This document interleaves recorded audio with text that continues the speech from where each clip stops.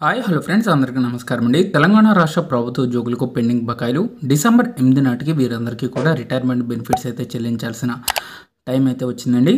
TA, PRC, IR ఇతర బెనిఫిట్స్కి సంబంధించి పూర్తి వివరాలు అయితే తెలుసుకుందామండి. ముందుగా వీడియోని సపోర్ట్ చేసే వారందరూ కూడా వీడియోని ఒక లైక్ చేసి మీ తోటి ఉద్యోగ మిత్రుల వీడియోని అయితే షేర్ చేయండి. ఛానల్ని ఫస్ట్ కనుక విజిట్ చేసినట్లయితే తప్పనిసరిగా సబ్స్క్రైబ్ చేసుకుని పక్కన ఉండే బెల్ సింబల్ని యాక్టివేట్ చేసుకోండి. డిసెంబర్ చివరి నాటికి 8,000 మంది ఉద్యోగుల రిటైర్మెంట్. ఒక్క ఉద్యోగి సగటున 30 నుంచి 50 లక్షలు చెల్లింపులు. ప్రతి ఏటా కూడా 5,000 కోట్లు అవసరమని ఆర్థిక శాఖ అంచనా. సర్కారుకు ప్రభుత్వ ఉద్యోగుల పదవి విరమణ గండం పొంచి ఉంది. డిసెంబర్ చివరి నాటికి దాదాపుగా 8,000 మంది ఉద్యోగుల పదవి విరమణ చేయబోతున్నారు. వీరిలో ఒక్క ఉద్యోగికి సగటున 30 నుంచి 50 లక్షల బకాయిలు చెల్లించాల్సి ఉంటుంది. ఇందుకోసం దాదాపు ప్రతి ఏటా 5,000 కోట్లు అవసరం అవుతుందని ఆర్థిక శాఖ అంచనా. అసలే ఆర్థిక కష్టాల్లో ఉన్న ప్రభుత్వానికి మరో టెన్షన్ అయితే పట్టుకుంది. ఉద్యోగుల పదవి విరమణ వయసు పెంచడమా లేదా రిటైర్మెంట్ బెనిఫిట్స్ని బౌన్స్ రాసి ఇవ్వడమా, నెలవారీగా చెల్లించడమా అన్న డైలమాలో రాష్ట్ర ప్రభుత్వం ఉన్నట్లు తెలుస్తుంది. అయితే ఈ ఏడాదిలోనే ఏకంగా 8,000 మంది ఉద్యోగులు పదవీ విరమణ చేయబోతున్నారు.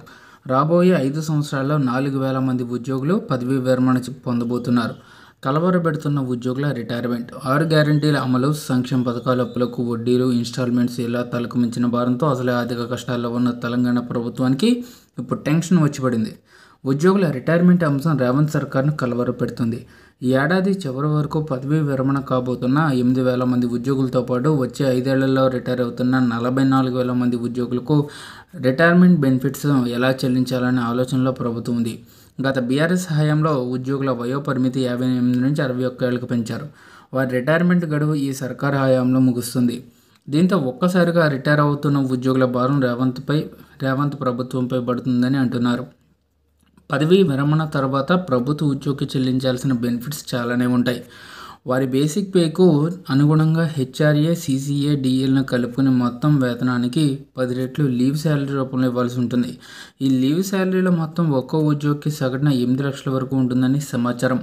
అలాగే గ్రాట్యుటీ కింద 12 లక్షలు, కమ్యూటేషన్ రూపంలో మరో 20 లక్షలు చెల్లించాల్సిన అవసరం ఉంది.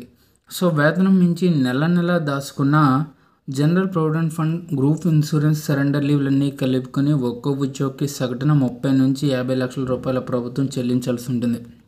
దాదాపు 5,000 కోట్ల రూపాయలు అవసరం. 2025 డిసెంబర్ చివరి నాటికి దాదాపు 10,000 మంది ఉద్యోగులు పదవీ విరమణ చేయబోతున్నట్లు తెలుస్తుంది.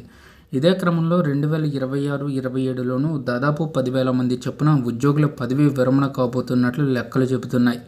2028లో మరో 8,000 మంది పదవీ విరమణ చేస్తారు. ఇలా రిటైర్ అవుతున్న ఉద్యోగులకు చెల్లించడానికి ప్రభుత్వానికి అదనంగా ప్రతి సంవత్సరం 5,000 కోట్లు కావాల్సి అయితే ఉంది.